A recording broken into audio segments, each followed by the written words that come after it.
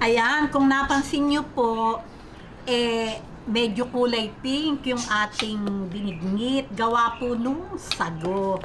Mamaya po, liligyan ko ng ube flavor. Magiging ube naman po. Heto, ilalagay ko na po yung ating ube flavor para po lalong maging masarap yung ating ginata o binignit. Ayan, di ba? Yung pong paglalagay ng ube flavor, syempre po, nasa inyo pong tingin. Ito, pagka po ganitong kulay, ito po ay kagandahan. Ayan.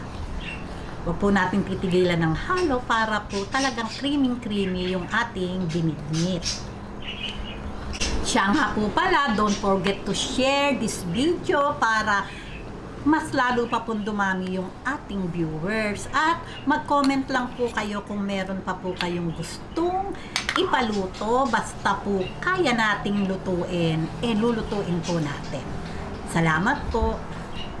Ayan, babalik po ako pag malambot na po yung ating nilagay na kamote at po yung bigas. Pagka po malambot na, ilalagay pa po natin yung sugar at yung bilo-bilo. Halo-halo lang po. Ayan.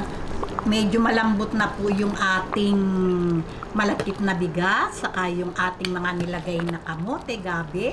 Lalagay na po natin ang sugar. Yung pong tamis, nakasalalay po sa inyo. 2 cups po ito. Maglalagay muna po tayo ng 1 cup and a half. Madali po kasing magdagdag pag kulang. Pero pag sumobra naman, siyempre po, pwede po nating dahan-dahanin ng sugar para po matansya natin yung tamis. Lagay po natin ang masarap na langka. Ayan. At ilalagay na din po natin tong ating bilo-bilo.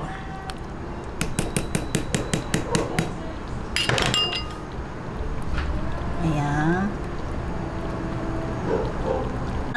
Hintayin lang po nating lumutang yung ating ginawang bilo-bilo at luto na po ito.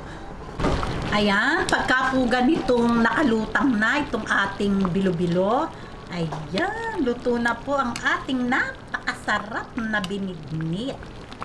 Ayan, patayin ko na po ang apoy at ready na po ito. O, paano po? Kung nagustuhan nyo ang video na to, huwag lang kalimutang mag-likes and don't forget to share and subscribe. Babus!